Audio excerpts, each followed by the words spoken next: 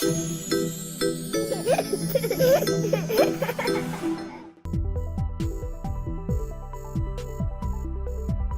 నమస్కారం.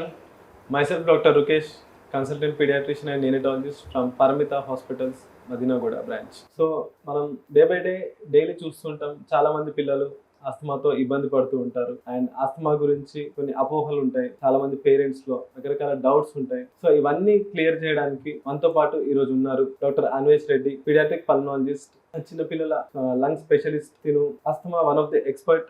Over to doctor Anvesh. Hello నమస్తే అండి. I'm doctor Anvesh Reddy. I'm consultant paediatric pulmonologist at Paramitha hospitals. ఇవాళ మనం ఆస్మా గురించి చిన్న టాక్, పేరెంట్స్ కున్న అపోహలు, అసలు ఆస్మా అంటే ఏంటి, ఏ ఏజ్ లో పిల్లలకి ఎక్కువ వస్తుంది, సో ఆస్మా ఎప్పుడెప్పుడు ఎక్కువ అవుతా ఉంటుంది, ఆస్మా లక్షణాలు ఏంటి, ఆస్మా ప్రివెంట్ చేయడం ఎలా, ఆస్మా ట్రీట్మెంట్ ఏంటి, వీటి గురించి మనం మాట్లాడుకుందాం. సో ఇప్పుడు బిలో 6 years అంటే సపోజ్ 3 years చైల్డ్ వీజింగ్ తో వచ్చారు, అంటే పిలికూజన్ తోటి ఒక్కసారి 1 episode ఆర్ అకేషనల్లీ 6 months ఒకసారి ఎపిసోడ్ వస్తుంది.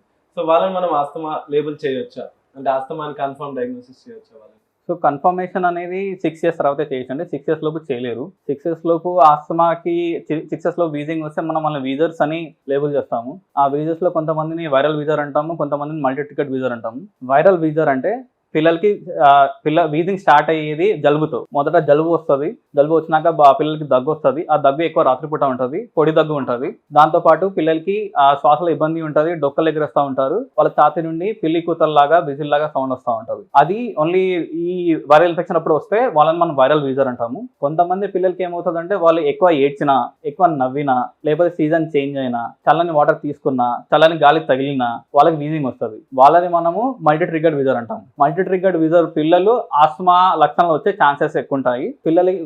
మామూలు పిల్లలు వైరల్ వీజింగ్ ఉంటే వాళ్ళకి ఆస్మా వచ్చే ఛాన్సెస్ తక్కువ ఉంటాయి. సో ఈ వీజర్ ఆస్మాటిక్ అవుతాడా లేదా అనేది ఒక టైం చెప్పుతుంది. ఇంకోటి వచ్చేసి వాళ్ళ ఫ్యామిలీ హిస్టరీ అంటే ఇప్పుడు వాళ్ళ పేరెంట్స్ కానీ గ్రాండ్ పేరెంట్స్ కానీ వాళ్ళకి అలర్జీ ఉన్నా, లేకపోతే ఆస్మా ఉన్నా.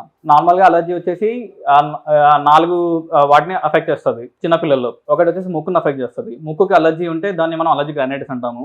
లంగ్స్ కి కానీ శ్వాసకోశకు ఉంటే దాన్ని ఆస్మాను లేబుల్ చేస్తాము. కొంతమంది స్కిన్ కి వస్తుంది, దాన్ని అలర్జిక్ డెర్మటైటిస్ అంటాము. కొంతమందికి జీర్ణకోశ వస్తుంది, దాన్ని ఫుడ్ అలర్జీ అంటాం. సో ఇంట్లో ఎవరికైనా ఇలాంటి అలర్జీస్ ఉన్నా, లేకపోతే ఆ పిల్లవాడికే ఆస్మా కాకుండా రైనైటిస్ ఉన్నా, లేకపోతే ఫుడ్ అలర్జీ ఉన్నా వాళ్ళకి ఆస్మా వచ్చే ఛాన్సెస్ ఎక్కువ ఉంటాయి.